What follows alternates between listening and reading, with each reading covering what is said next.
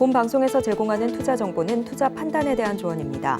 방송에서 제공하는 주식의 가치, 가격 상승 및 하락에 대해서는 방송사에서 보장하지 않습니다.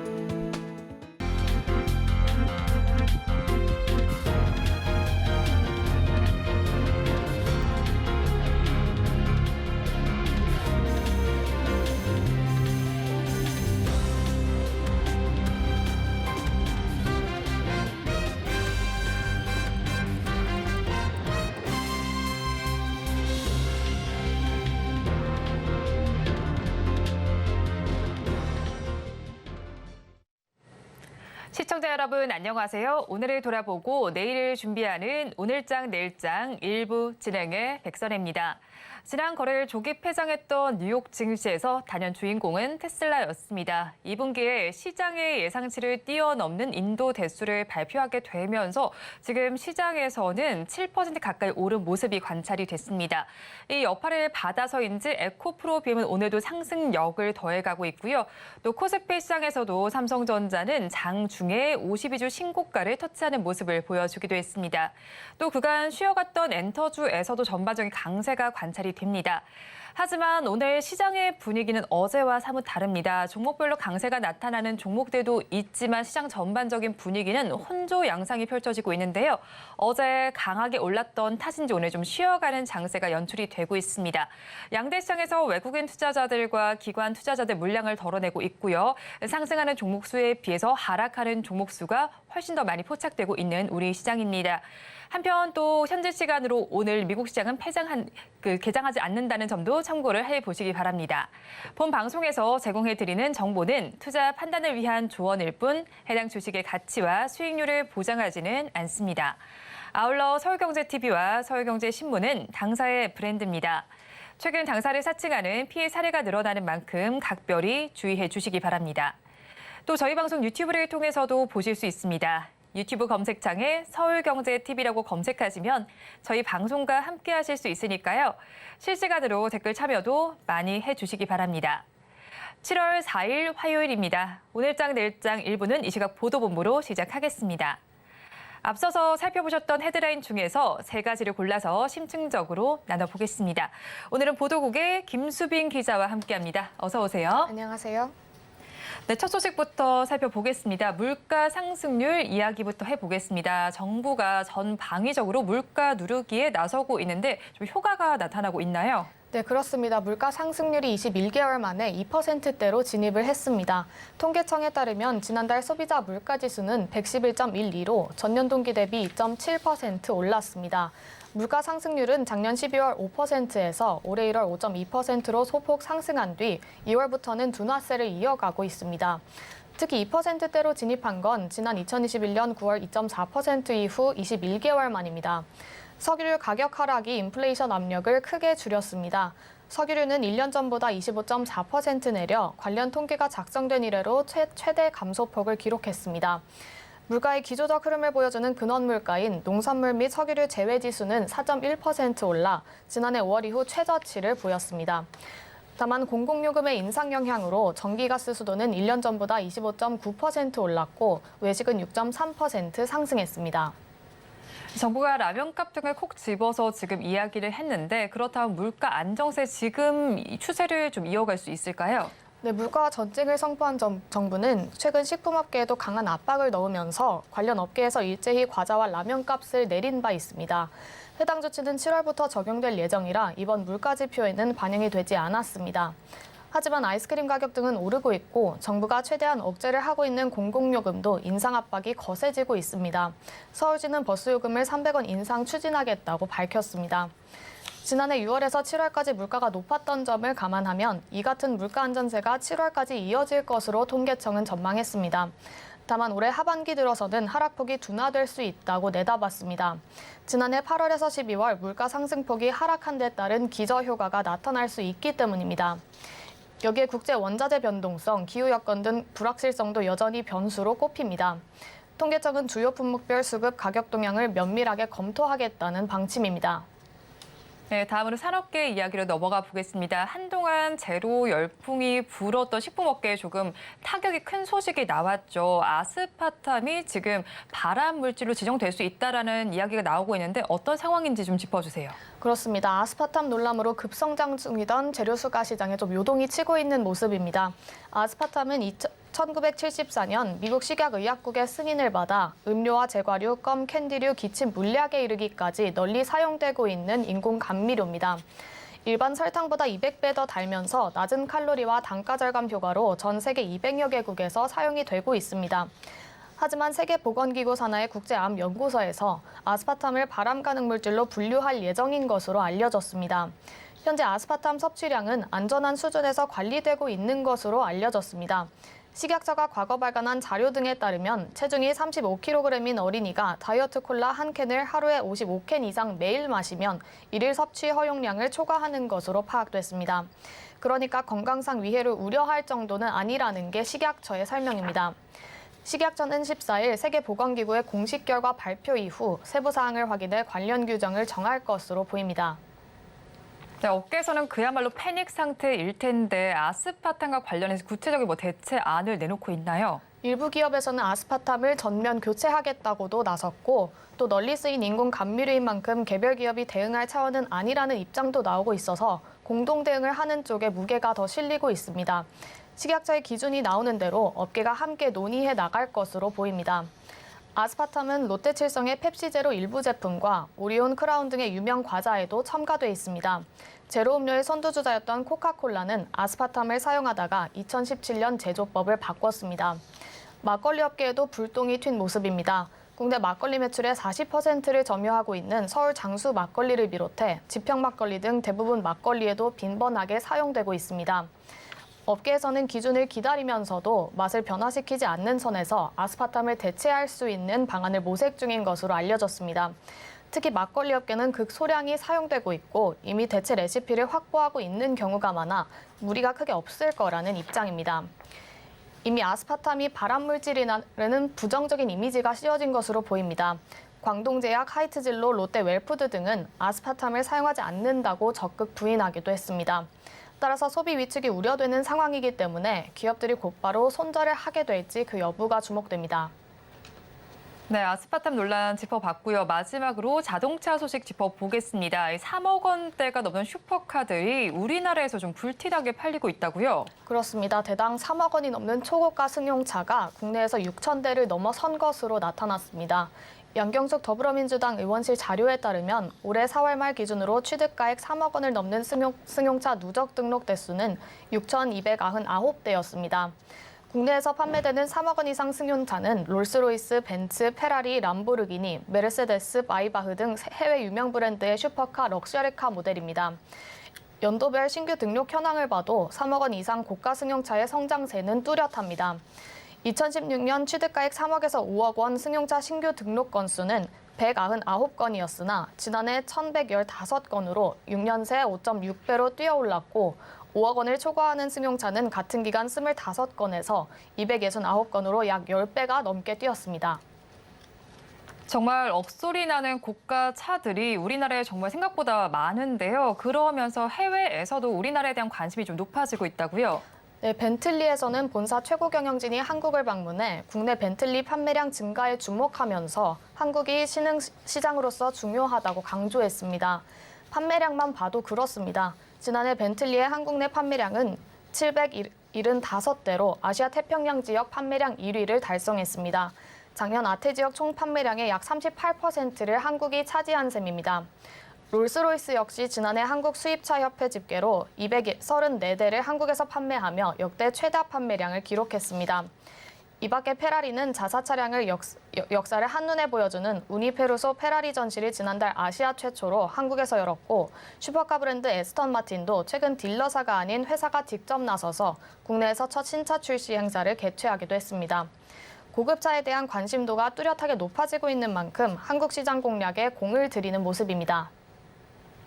네, 오늘 이 시각 보도본부에서는 물가 상승률부터 아스파탐 논란 그리고 우리나라의 수입차 성장세까지 짚어봤습니다. 지금까지 김수빈 기자와 함께했습니다. 오늘 말씀 고맙습니다. 감사합니다.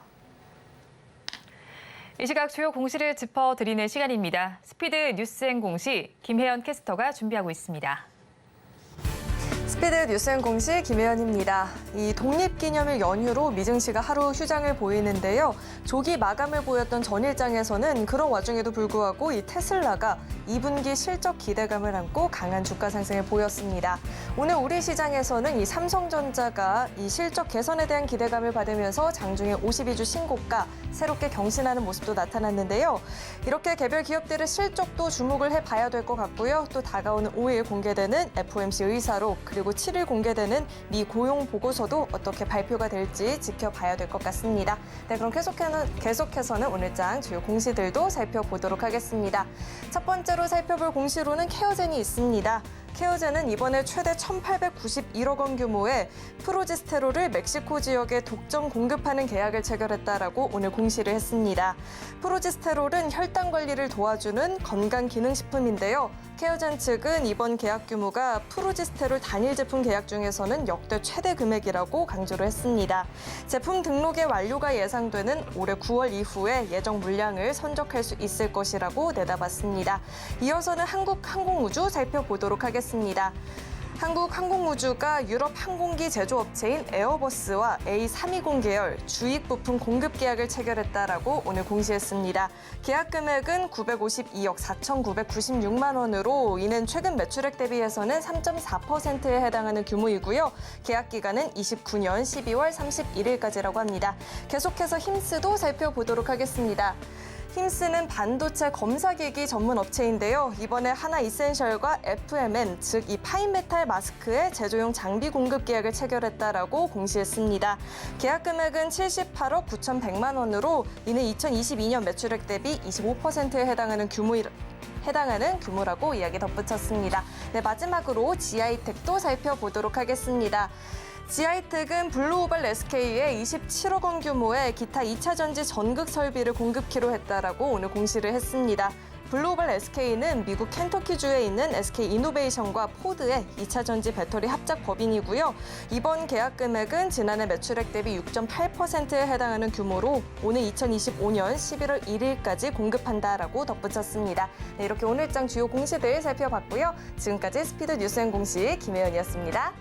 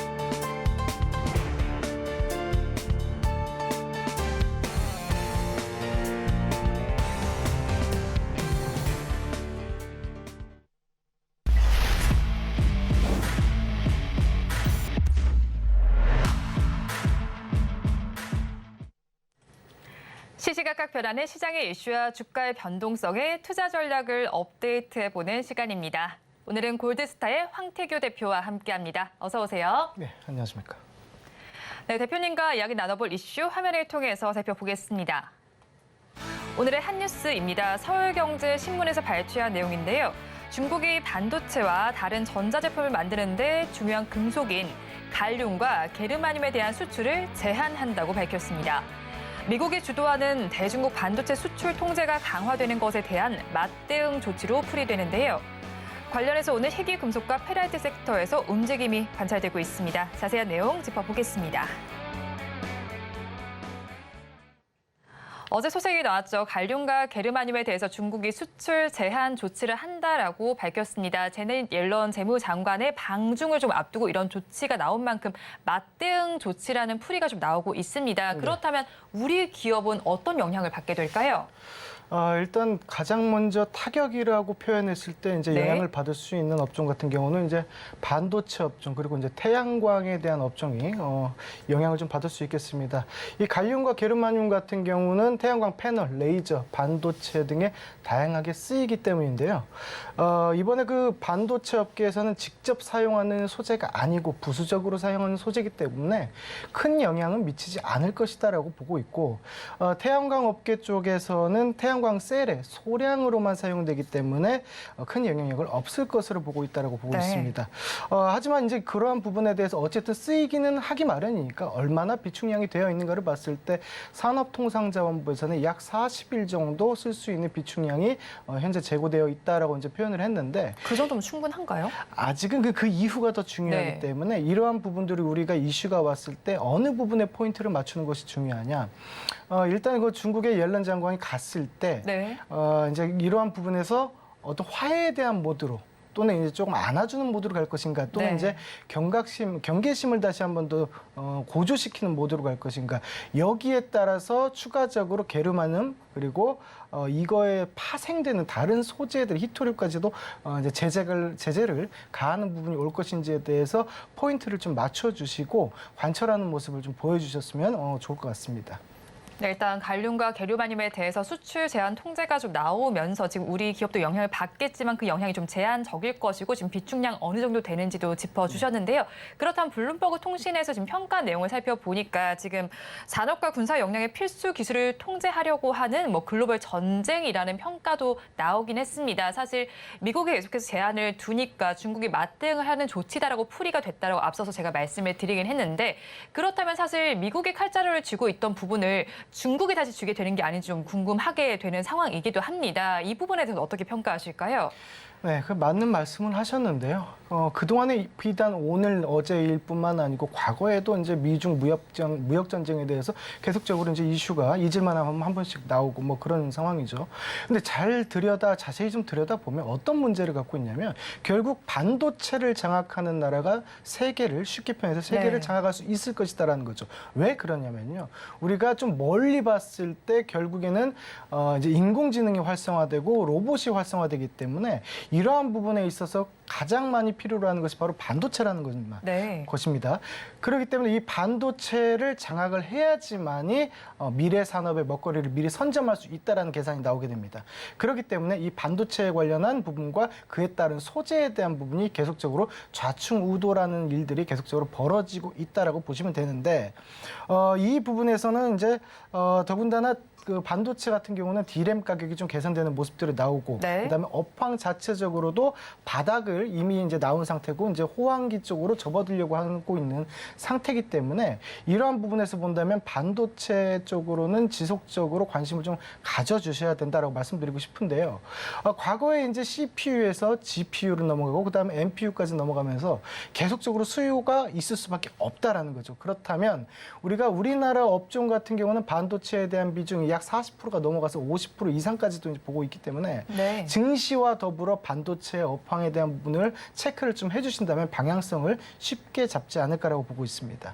네, 반도체를 쥔 나라가 결국 패권을 좀 쥐게 될 것으로 보이는데 증시 흐름과 함께 반도체주들 흐름도 한번 함께 짚어가 보시면 좋겠습니다. 그렇다면 지금 사실 그 금속들 어떤 이슈 때문인지 좀 보니까 중국이 꽤나 많은 생산량을 차지하고 있더라고요.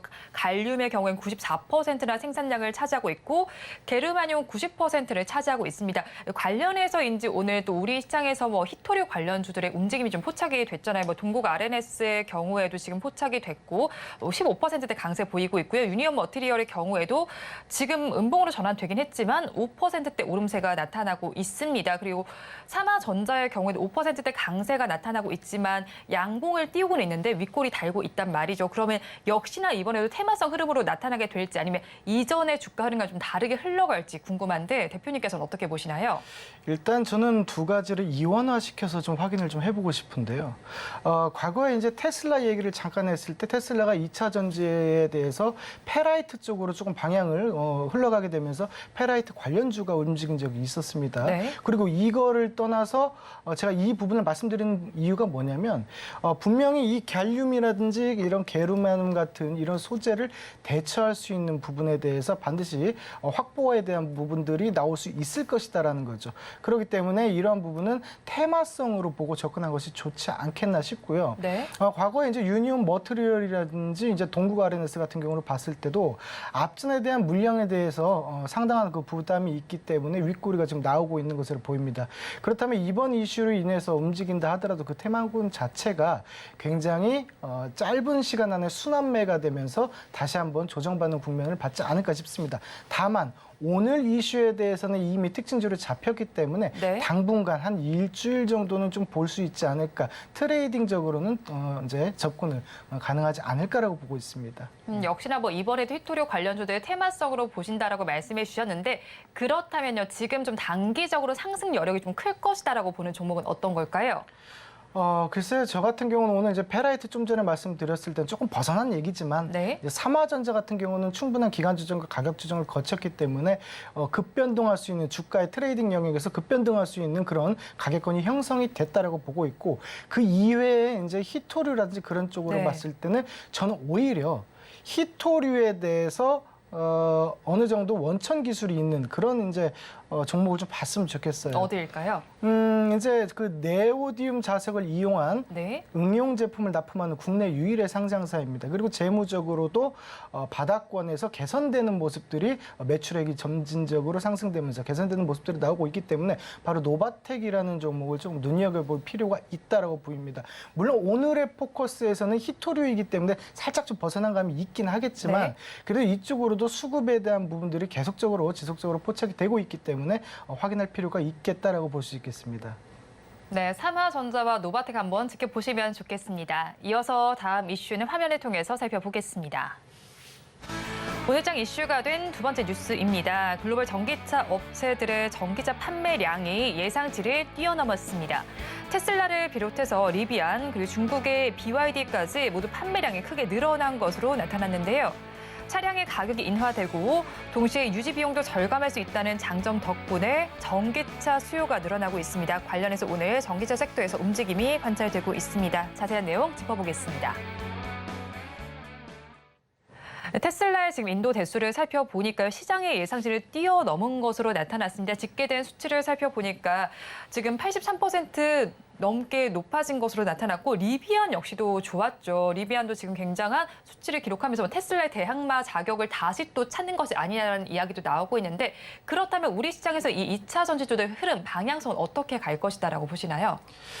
일단 저희가 이 변곡점이 어디인가를 좀 살펴볼 필요가 있습니다. 네. 자, 과거에 테슬라 주가가 상당히 많이 올랐었죠. 그렇죠. 그런 다음에 네. 조정을 거치고 나서 다시 한번 재상승하는 모습을 보이고 있는데 이러한 변곡 구간에서 어떠한 영향이 있었는지를 좀 살펴볼 필요가 있습니다. 다시 얘기해서 판매 전략이 바뀌었다는 거예요. 성능은 올려놓고 가격은 다운시키면서 약간의 방리담의 형식으로 전략을 좀 바꾸면서 그다음에 판매처에 대해서 확장을 시키면서 다시금 매출이라든지 이런 부분들이 늘어나고 있는 것이 바로 테슬라였고 그 최근에 급등을 할 수 있는 모습들을 볼 수 있었습니다. 뭐 물론 루시드 같은 경우도 트럭에 관련 전기차 트럭에 관련해서도 같이 좀 움직임이 있었기 때문에 움직임이 현재 최근에 좀 움직임이 나올 수 있었다라고 볼 수 있는데 이러한 부분에서 테슬라 그리고 뭐 현대차도 뭐 포함을 시킨다면 시킬 수 있는데 글로벌적인 영향력에 대한 모습에서 점진적으로 성장성이 계속적으로 높아져 가고 있다. 아직도 성장이 진행 중이다라고 표현을 좀 할 수 있겠어요. 네. 그렇기 때문에 이런 부분들과 합쳐서 부가적으로 따라오는 것이 바로 충전소 시장에 대한 확장이 계속적으로 나오고 있다라는 겁니다. 얼마 전에도 그 테슬라 같은 경우는 이제 국제 표준을 노리는 충전소 표준을 그렇죠. 노리는 그런 모습들이 지금 계속적으로 슈퍼차저 지금 뭐 사용한다라고 그렇죠. 하죠. 네. 네, 그런 부분들이 나오고 있는데 이러한 모습들을 봤을 때 향후 지속적으로도 전기차가 활성화될 것이다라고 저는 보고 있습니다. EU 국가 같은 경우도 이미 내연기관차를 이제 판매를 하지 않겠다라고 이제 선언한 네. 바도 있기 때문에 이러한 부분으로 봤을 때 계속적으로 2차 전지와 더불어서 계속적으로 성장이 가능하다라고 볼 수 있겠습니다. 다만 조금은 부담스러운 가격권의 영향에는 있다라고 볼 수 있겠습니다. 네, 전기차 성장세와 더불어서 2차 전지주들 계속 가기는 하겠지만 사실 주가 에너지가 지금 굉장히 높은 위치에 있습니다.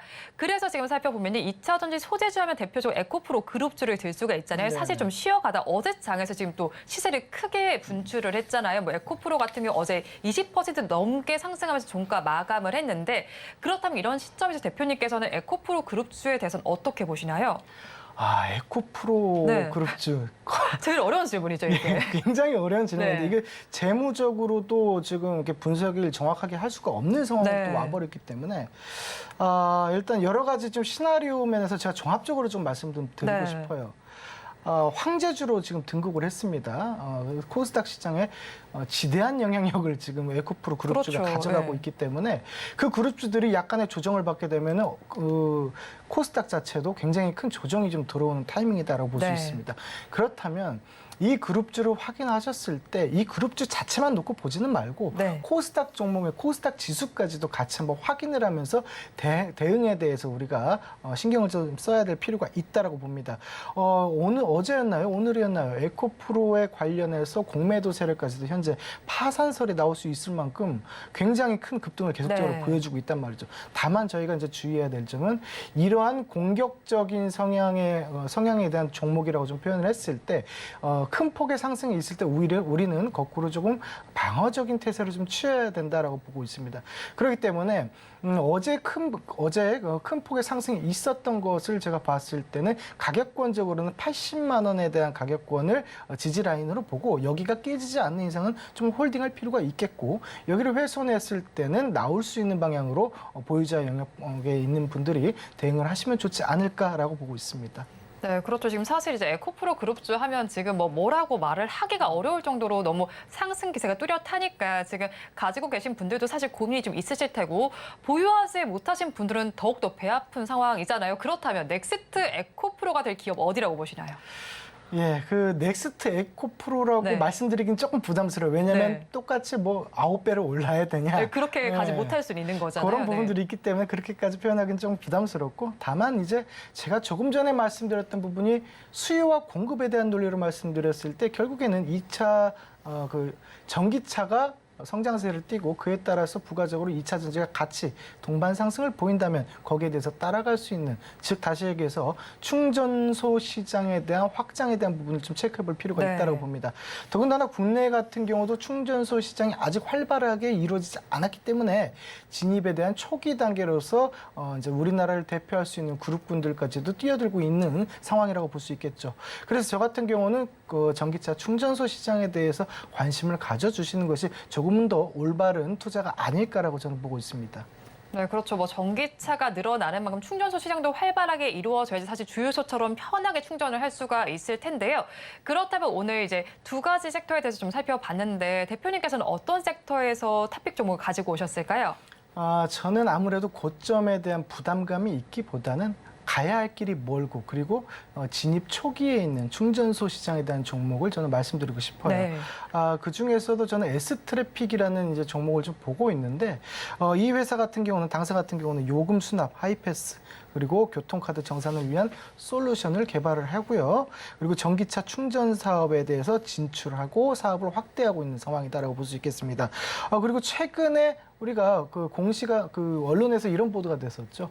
공동주택에서 전기차 충전 시설을 의무화하는데 네. 지하 3층까지만 의무화를 시키겠다라는 보도가 있었던 만큼 이 공동주택에 대해서 전기차 충전 솔루션을 보유하고 있는 이 S트래픽이 가장 적합해 보이지 않나라고 표현을 합니다. 물론 무선 충전 같은 경우는 따로이 보시는 게 맞고요. 저는 그거를 떠나서 이제 차트적으로 봤을 때 그리고 수급적으로 봤을 때 그리고 전체 구간으로 봤을 때 조금은 더 안전하게 상승을 할 수 있는 구간이 S트래픽에서 포착이 됐다라고 말씀드리고 싶습니다. 매수가를 말씀드린다면은 저는 좀 짧게 하고 싶어요. 왜 네. 그러냐면 최근에 증시가 어느 정도 올라왔기 때문에 오늘 같은 경우도 약간의 좀 조정을 받는 부담들이 또 있고 내일부터 또 약간의 또 조정이 좀 들어올 수 있기 때문에 손절은 좀 짧게 하고 그다음에 수익 구간도 상방으로 좀 타이트하게 잡는 것이 단기간에 매매를 좀 활성화시킬 수 있겠다라고 볼 수 있겠습니다. 그래서 매수가는 6,050원 잡아주시고요. 손절가는 5,950원으로 잡아주시고 그리고 목표가는 단기적으로 6,900원 봐주시면 좋겠습니다. 네, S트래픽 탑픽 종목으로 짚어주셨습니다. 지금까지 골드스타의 황태규 대표와 함께했습니다. 오늘 말씀 고맙습니다.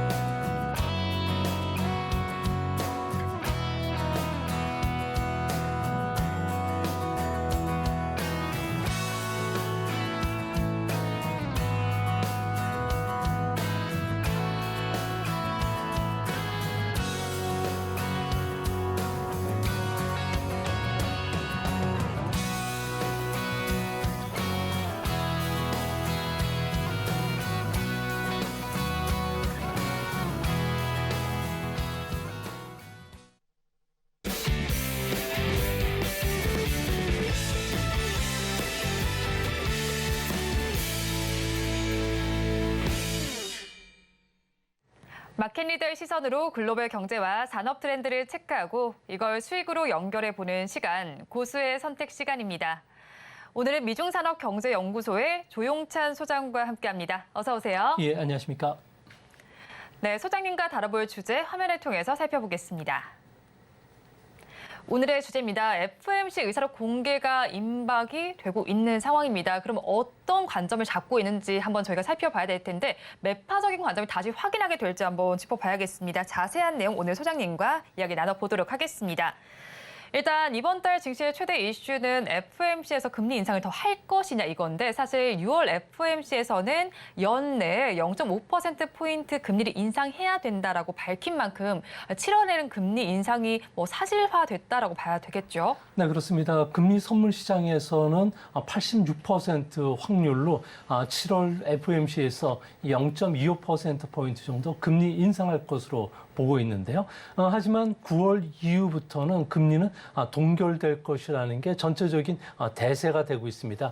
아무래도 이같이 보는 근거는 그래프를 보시면 잘 보여지는데요. 네. 연준이 중시하는 주거비를 제한 코어 서비스 그렇죠. 인플레이션입니다. 네. 여기서 보면은 임금 상승 압력이 분명히 지금 둔화되고 있는 모습인데요. 이런 모습들이 7월 달 그리고 가을철로 들어가면 들어갈수록 하락 속도가 상당히 빨라지게 된다고 하고 있습니다. 이같이 보는 근거는 아무래도 현재 그 경기 둔화로 인해서 구인자 수들이 빠르게 감소를 하고 있기 때문에 그렇고요. 또 한 가지는 금리와 관련해서 실질적인 그 노동 금리 이런 쪽에 영향을 가장 많이 미치는 게 기대 인플레이션입니다. 이 기대 인플레이션을 산출하는 네. 미시간대 같은 경우에는 1년 뒤에 기대 인플레이션 같은 경우는 현재 3.3%까지 네. 떨어졌고요. 컨퍼런스 보드의 기대 인플레이션도 분명히 지금 하락세가 뚜렷해지고 그러네요. 있습니다. 네. 이렇게 된다면 임금 상승 압력이 둔화되면서 물가는 하반기부터는 본격적으로 하락할 수가 있게 네. 되고요. 이런 측면에서 이번에 연준이 0.5% 금리 인상을 이야기한 것은 시장이 너무 금리 인하를 앞서가게 될 경우에는 그동안의 긴축 정책 효과가 사라질 수가 있기 때문에 그런 것으로 보여집니다. 이 때문에 연내 0.5% 금리 인상을 액면 그대로 받아들이지 않아도 된다는 점에서 주시장에 한 가지 호재가 생기지 않았나 보여집니다. 네, 그렇죠. 일단은 잡히고는 있는 것 같지만 사실 9월에는 금리 인하는 하지 않더라도 계속해서 이런 추세가 이어질 것 같은데 거기에 더해서 EBC에서도 라가르드 총재가 물가 억제를 위해서 금융 긴축을 좀 지속하겠다라고 밝혔습니다. 그렇다면 이런 부분들이 세계 경제에 좀 어떤 영향을 미치게 될까요? 네, 전 세계는 한 1년 넘게 금융 긴축으로 인해서 G7 국가들의 정책 금리 합계는 무려 26.9%까지 올라왔습니다. 네. 이는 리먼 쇼크 직전 수준까지 올라왔다는 거고요. 이제 더 이상 올라갔을 경우에는 세계 경제에 미치는 영향이 크기 때문에 주식시장 같은 경우에는 이제 이런 금리 인상이 거의 정점에 달았다고 보고서 주가가 지금 최근 상승하는 것은 아닌가 보여집니다. 현재 이 정도 금리 수준이라면 세계 경제가 견딜만한 수준이게 되는데요. 네. 아무래도 미국을 중심으로 해서 3월 제조업 경기 바닥설에 힘을 실리고 있고요. 또 심각한 경기 후퇴도 피할 수 있다고 보고 있습니다. 그러네요. 이같이 네. 보는 거는 구리 가격이 지난 5월 25일을 바닥으로 해서 현재까지 12% 올라왔고요. 또한 그 전 세계 선진국들의 종합 PMI 같은 경우에도 여전히 50선을 웃돌고 네. 있기 때문에 그렇습니다. 이 때문에 앞으로 금융 정책과 관련된 부분이 주가에 악영향을 끼치기보다는 경기 동향에 더 민감하게 반응할 가능성이 크지 않나 보여지는데요. 그래프를 보시면은 자산 효과로 네. 인해서 미국의 그 금융 자산이 무려 114조 원 정도가 부풀어져 올라와 있는 상태입니다. 네. 이 때문에 이번에 금리, 고금리 상황에서도 개인들의 소비는 여전히 견실할 것으로 보고 있는데요. 이 때문에 앞으로 인플레이션 억제는 시간이 걸리기 때문에 고금리는 계속 진행이 되겠지만 이제 앞으로 개인들의 그 양호한 대차 대조표라든지 네. 낮은 실업률로 봤을 경우에 뭐 주시장이 크게 흔들리거나 폭락하거나 이런 사태들은 일어나지는 않을 것으로 보여집니다. 네, 그런데 사실 이제 올해 상반기 미국 시장 한번 좀 돌아보도록 할게요. 다우 지수의 경우에 4% 상승에 그쳤지만요.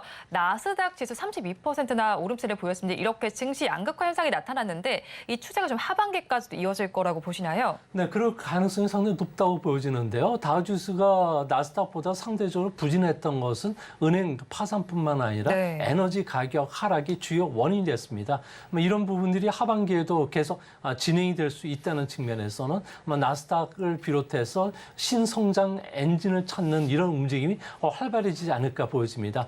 이번 상반기에 주도주는 애플이라든지 네. 마이크로소프트, 알파벳과 같이 나스닥 시가총액 상위 7개 종목들인데 이들 종목 같은 경우는 주가가 무려 30% 상승했고요. 또 엔비디아, 테슬라 같은 경우는 주가가 2배 정도 올랐습니다. 앞으로 시장은 생성형 AI와 같은 새로운 성장 엔진을 이런 찾는 움직임이 좀 빨라질 가능성이 크다는 점에서 주시장에서는 새로운 성장 엔진 또 낙폭이 과대했던 네. 우량주를 찾는 움직임이 빨라질 것으로 보여집니다. 네, 낙폭이 과대도 우량주를 찾는 움직임이 빨라질 것이다라고 말씀해 주셨는데요. 그간 사실 반도체주 그다지 흐름이 그렇게 좋지 못했는데 최근 들어서는 좀 상승세가 나타나고 있습니다. 그렇다면 이걸 실리콘 사이클의 본격 회복 시도로 좀 살펴봐도 괜찮을까요? 네, 아직까지는 본격 회복으로 보기는 상당히 힘든데요. 네. 세계 반도체 매출의 4개월 정도 선행하는 것이 필라델피아 반도체 그렇죠. 지수입니다. 네. 필라델피아 반도체 지수 같은 경우는 플러스로 돌아섰기 때문에 세계 그 반도체와 관련된 경기도 이제 바닥을 찍고 올라오는 것은 아닌가 하는 시장의 의견들이 있는 것은 사실입니다. 네. 이런 경험 법칙이 맞다면은 8월 달부터는 현재 그 세계 반도체 그 매출이 전년 대비 플러스로 돌아서야 되겠고요. 9월 달에는 두 자릿수로 성장을 해야지만 바닥이 찍었다고 보여집니다. 하지만 이번에 주가 상승은 조금 비정상적이고요. 실리콘 네. 사이클이 바닥을 쳤다고 판정 내리기는 조금 성급한 시점이 아닌가 보여집니다. 이같이 보는 거는 아무래도 생성형 AI와 네. 관련된 경기 순환적인 요인도 있을 뿐만 아니라 비경기 순환적인 요인이죠. 아무래도 중국 경제의 재개라든지 자동차용 그 반도체와 관련된 생산이 늘어났던 것이 영향을 끼친 것으로 보여집니다. 이제 앞으로 생성형 AI의 필수적인 그 GPU 네. 같은 생산하는 엔비디아를 비롯해서 이런 특수 반도체 분야에서는 주가는 좀 상승하겠지만 네. 여전히 다른 범용적인 반도체 같은 경우는 생산이 여전히 더디고요. 또 재고가 너무 높다는 수준에서는 조금 시간을 좀 기다려 주셔야 되지 않을까 보여집니다. 네, 본격적인 반등은 아니고 좀 시간이 걸릴 것이다라고 짚어주셨습니다. 그러면 세계 반도체 매출과 강한 상관관계가 있다라고 봐야겠죠. 대만의 반도체 산업 상황은 지금 어떤가요? 네, 전 세계 반도체의 50%를 차지하는 게 전자라든지 스마트폰이나 PC 등이 되는데 이런 제품을 생산을 하는 곳이 그 대만입니다. 대만 같은 경우는 전자광업 PMI 같은 경우에는 세계 반도체 판매 한 6개월 정도 선행을 하는데 최근 5월 잠시 반등을 하다가 다시 하락세로 돌아서고 있기 때문에 네. 반도체 주가들이 조금 조정 국면을 좀 찾아오는 것은 아닌가 이렇게 보여지는데요. PMI의 주요 그 구성 항목인 신규 수주 같은 경우에도 현재 2분기 특히 4월 달, 5월 달에는 50에서 30대까지 하락을 했는데요. 아무래도 중국을 중심으로 한 세계 그 반도체 수요국들의 경기 사정이 조금 안 좋아지고 있기 때문에 그렇습니다. 현재 대만의 전자 부품과 관련된 네. 출하 재고 밸런스를 보면은 40개월 만에 다시 마이너스로 돌아섰고요.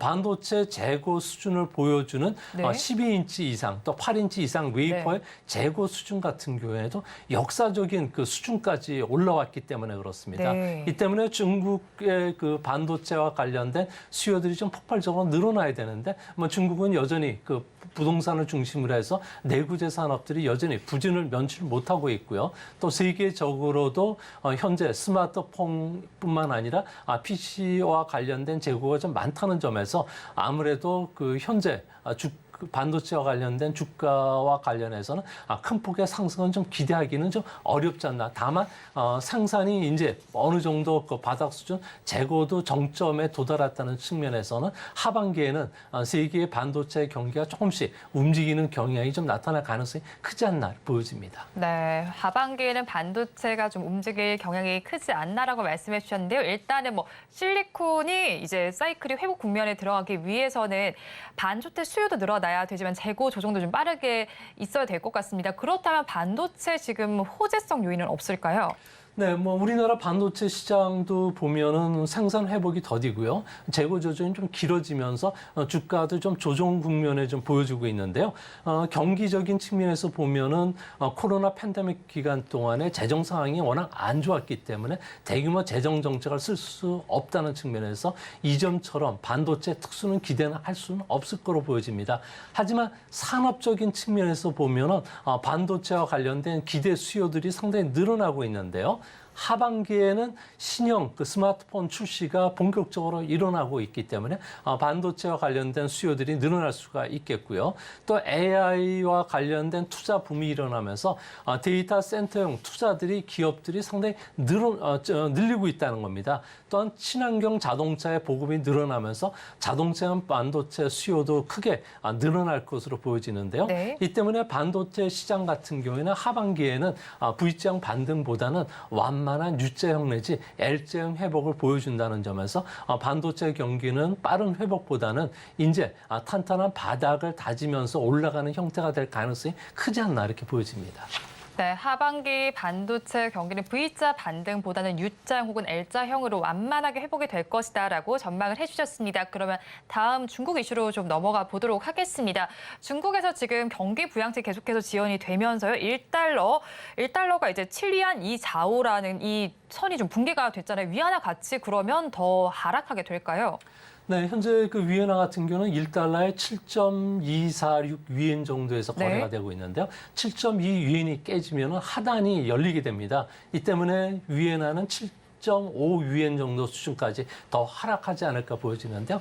이같이 좀 약세를 근거로 보는 건 아무래도 이번에 금리 인하폭이 상당히 좀 작았다는 점에서 경기를 좀 부양시킬 수 있는 힘이 약하다는 겁니다. 이 때문에 현재 추가적인 금리 인하가 필요한 상황인데요. 이렇게 되면 미국과 중국 간의 금리차 확대에 따라서 네. 많은 그 한머니들이 중국에서 유출될 수 있다는 측면에서 중국의 위엔화 약세는 좀 단기간 필요하지 않나 보여지고요. 또 이런 시점은 중국이 경기가 회복이 되는 늦은 늦어도 늦 가을 정도 될 때까지는 하락 기조는 계속 이어질 가능성이 크다는 점에서 한편으로는 아무래도 외국인들이 중국 증시에 대한 투자를 좀 줄일 가능성이 크지 않나 보여집니다. 네, 늦가을까지 위안화 가치가 떨어지면서 외국인들의 자본이 유입이 되지 않을 수 있겠다라고 짚어주셨는데요. 그렇다면 중국 인민은행도 정책 금리를 지금 인하를 하긴 했는데 정말 조금 인하를 했죠. 0.01%포인트로 조금 인하를 했는데 소폭 금리를 인하를 한 이유도 궁금하고요. 다른 경기 부양책이 없는지도 궁금하네요. 네, 그 금리 인하 정도 가지고는 중국 경제는 부양시키는 효과는 거의 제로입니다. 앞으로도 추가적으로 0.25보다는 0.1%포인트 정도 선택할 가능성이 크다고 보여지는데요. 중국 정부가 금리 인하에 좀 신중한 것은 아무래도 금리를 낮춰도 대출이 늘어나지 않는 유동성 함정에 지금 빠져 있기 때문에 그렇습니다. 금리를 자칫 큰 폭으로 인하시키면은 기업들이 대출금을 갚는 이런 그 현상들이 일어나면서 투자나 소비로 연결되지 않고 있기 때문에 그런데요. 최근에 발표된 초상은행의 그 자료에 따르면은 금리를 10%포인트 정도 하락할 때마다 대형 은행들의 세전 이익 같은 경우는 최대 3.6% 정도 감소한다고 합니다. 이렇게 된다면은 부실채권 상각할 능력이 상당히 떨어질 수밖에 없기 때문에 네. 아무래도 그 중국 같은 경우에는 앞으로 금리 인하나 재정 정책보다는 1조 위엔의 소비 쿠폰을 발행한다든지 상품권 발행 그리고 디지털 현금을 발행을 통해서 소비를 진작시키는 효과를 찾을 것으로 보여지는데요. 이런 그 디지털과 관련된 소비 그 자극 정책이 발표되는 시점이 반도체 주가도 바닥을 찍고 회복이 될 가능성이 네. 크지 않나 보여집니다. 네, 일단 금리 인하가 경기를 부양 효과는 그다지 크지 않고요. 오히려 디지털 통화를 발행을 많이 하면서 소비를 조금 진작시키는 게 좋겠다라고 말씀을 짚어주셨는데요. 그렇다면 사실 일본이 잃어버린 30년이다라고 하잖아요. 중국이 이 뒤를 그대로 따라가게 된다면 위안화 가치 계속해서 떨어지게 될 텐데 그렇다면 사실 중국 위안화의 국제화를 좀 추진을 하고 있는데 이것에 제동이 걸리는 건 아닐까요? 네, 지금 무역과 관련된 부분에서는 위엔화의 그 점유율이 상당히 빠른 속도로 올라오고 있습니다. 네. 2020년은 15% 전후였지만 현재는 22%까지 올라왔고요. 러시아라든지 방글라데시, 브라질, 아르헨티나 같은 경우에도 위엔화 거래를 하고 있습니다. 이제 앞으로 사우디나 프랑스 같은 경우에도 페트로 달러를 대체해서 위엔화라도 지금 현재 결제를 하고 있기 또 하지만 중요한 것은 무역 결제보다는 전체 외환 거래의 80% 정도 차지하는 게 자본거래입니다. 자본거래 부분에서는 중국이 여전히 지금 미국 시장을 좀 진출하지를 못하고 있고요. 또 전 세계적으로 자본시장과 관련된 거래에서 위엔화 사용 빈도가 상당히 낮고 있습니다. 네. 미국 같은 경우는 중국을 견제하기 위해서 아무래도 지정학적 위험이라든지 여러 가지 그 제동을 걸고 있기 때문에 이런 부분과 관련해서 각국 중앙은행들이 중국 그 위엔화의 그 비용이 거래가 상당히 좀 줄어들고 있는 상황이고요. 또 대중국 수출 규제가 계속이 진행이 되고 있기 때문에 앞으로도 상당 기간 위엔화는 달러를 대체하는 국제 기축 동화로서 자리 잡기는 좀 어렵지 않나 이렇게 보여집니다. 네, 위안화가 일단 달러를 대체하는 통화로 자리 잡기는 어렵겠다라고 말씀을 해주셨어요. 그렇다면 이렇게 위안화 가치가 하락이 되고 있는 상황인데요. 그렇다면 이런 부분들이 우리 경제는 어떤 영향을 미치게 될까요? 네, 아무래도 현재 우리나라 같은 경우는 대중국과 관련된 그 무역 비중을 줄이고 있는데요. 네.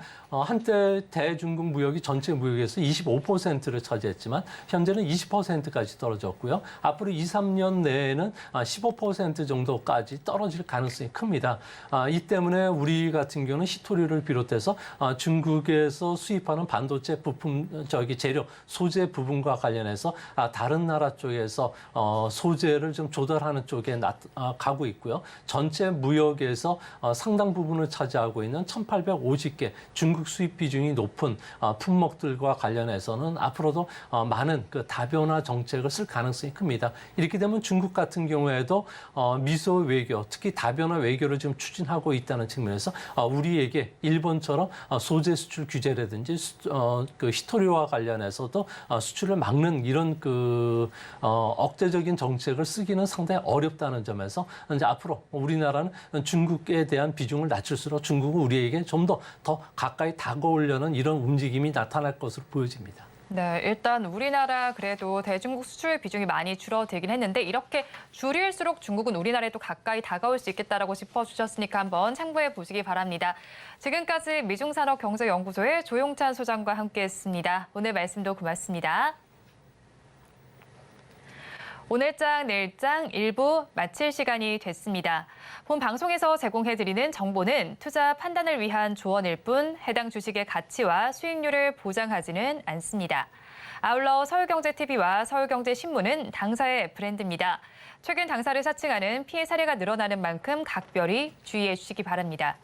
그리고 잠시 후 2부에서는 급락하는 종목에 대한 생존 전략을 모색해보고 또 종가에 베팅할 종목도 제시해드리는 코너가 진행됩니다. 2부도 저희와 함께해 주시기 바랍니다. 함께해 주신 여러분 고맙습니다.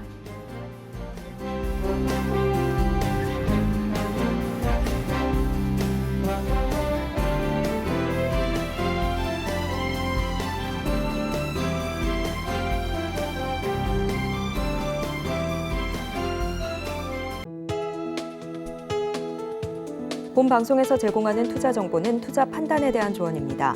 방송에서 제공하는 주식의 가치, 가격 상승 및 하락에 대해서는 방송사에서 보장하지 않습니다.